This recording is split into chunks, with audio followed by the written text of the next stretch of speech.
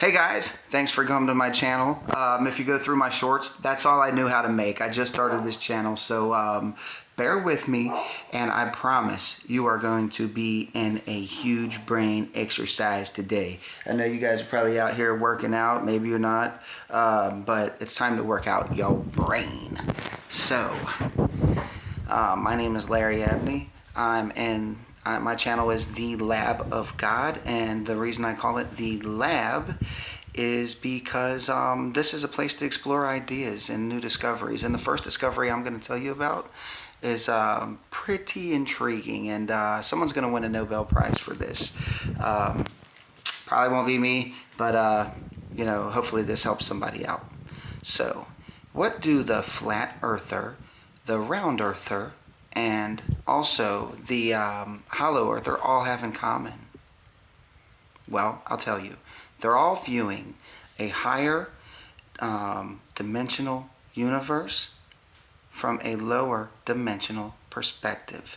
Our scientists know, for example, furthermore, our scientists know today that, and our mathematicians, this has been, proven that we live in a universe with higher dimensions. And if we're on the third dimension plus time, then we know that there are lower dimensions as well. Now, we used to think that we lived on a flat earth. We've also got, you look at Admiral Byrd, the story of Admiral Byrd. If you have not read that story, please, I encourage you, or seen videos, look that up. Okay, that's when the Admiral Byrd of our Navy took a fleet towards Antarctica, and he ended up flying in, said where one of the poles were, our Earth is hollow. Okay, so that's where the hollow Earth theory comes from, and you've got ancient stories of the Indians coming out from under the ground and stuff like that. All right, all that's great, and some people believe these reptilians live under the Earth and all this stuff. And then, so that's just, you guys are more than welcome to go into some of that. I encourage you to be the type of person to learn about something without necessarily believing in everything. And I've been guilty of that with certain things, and I know we all have. But never be afraid to keep learning, and learn how to think. Learn how to think for yourself, and not what someone's always just teaching you. And what I try to do is just encourage people how to think. And I have some theories I like to share, but like I say, my theories are always changing. If they're not, guys, and someone says that they know everything, be careful and be wary. Anyway, so that's where the hollow earth theory comes through. Here's where the the flat earth theory, but that's even come back, and they're showing, this should be like this and this should be like this. You should be able to, if the earth is really curved, then they don't account for light bending. All right, but I appreciate that. We believe that the earth was flat for a very, very long time. The Sumerians didn't. Check that out, another Easter egg. But we believed that for a long time. Galileo helped us get move forward. He unfortunately had to spend the rest of his life in jail, but he didn't get sentenced to death. And then we've got the round earth theory, the ball. What if we were about to learn that we're, in fact, these are all half-truths? What if we are on the edge, on the cusp of learning, and it's not been shared? And maybe I'm telling you that we don't live on a ball either. These are all half-truths.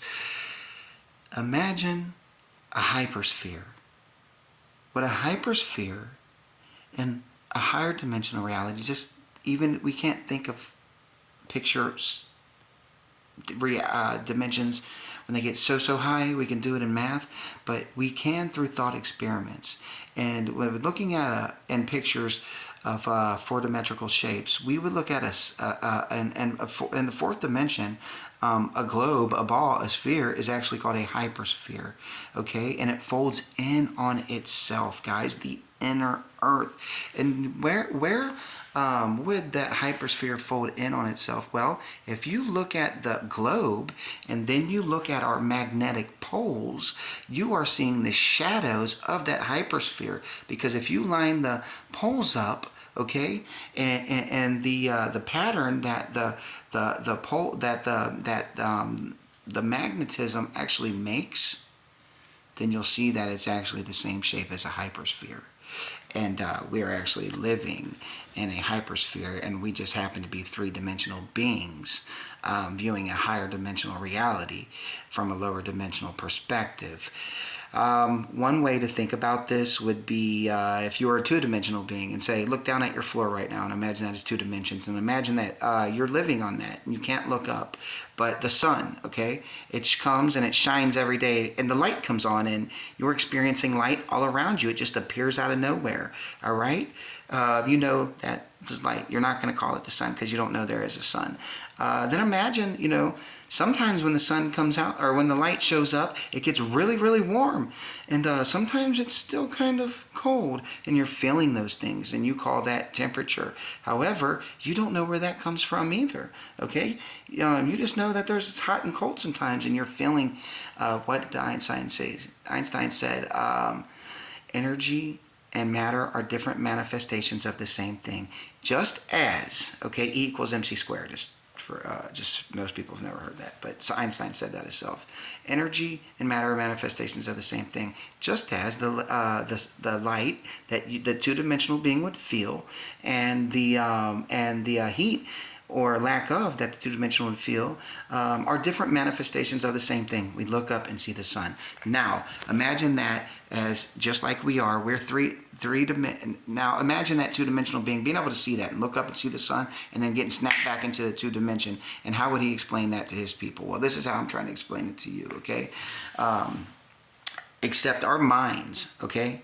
We've got this physical plane that we live in, okay, where we're always stuck in the present. However, our minds are not. And the reason I can prove that to you and try to explain some of this to you is, can our bodies physically go into the past? No, they cannot. Can they physically go into the future? No, they cannot. We are stuck in the present. However, on the mental plane, we can go back into the past. That's what we call a memory. That is simply us traveling back into the past on our mental plane. And we can also see into the future to a certain extent through the mental plane. Meanwhile, our three-dimensional selves are stuck, okay, on this state of currentness in our physical plane.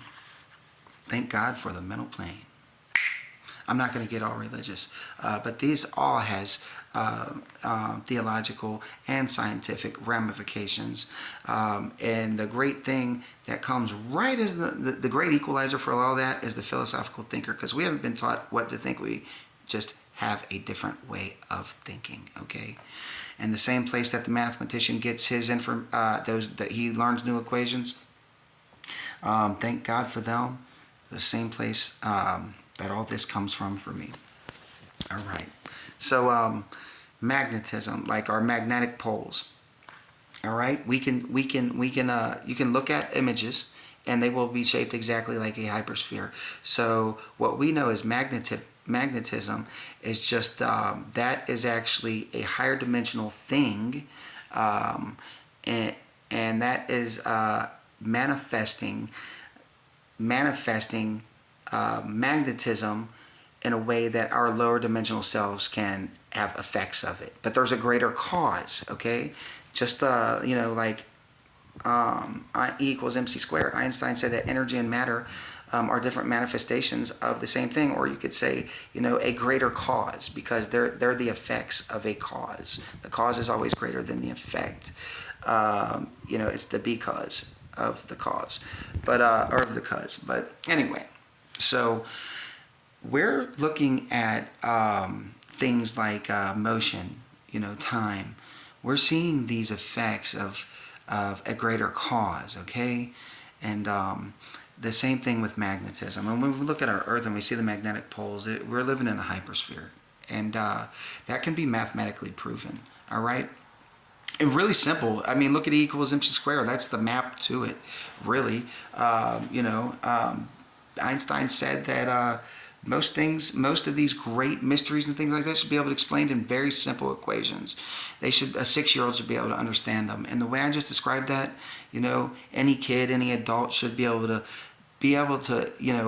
take their time and just do just do a mental experiment in your own mind. Go back and listen to this again. Look up a hypersphere. Look at the magnetic poles in the earth, and that'll explain a lot of things. Energy is matter, and when these higher dimensional beings manifest on our lower dimensional plane, that's how we see them. That's how they appear to come out of nowhere. They're already here. How do you think they're violating all laws of physics? Well, if you're on a four-dimensional plane, it's not violating any laws of physics, and it's not creating any new ones. It's simply our understanding and our awareness is at a lower level. The math all adds up, guys. And this is the answer to why. But anyways, I'm going to get off here because it takes too long to upload. I've got plenty more to share in here, and it'll come soon.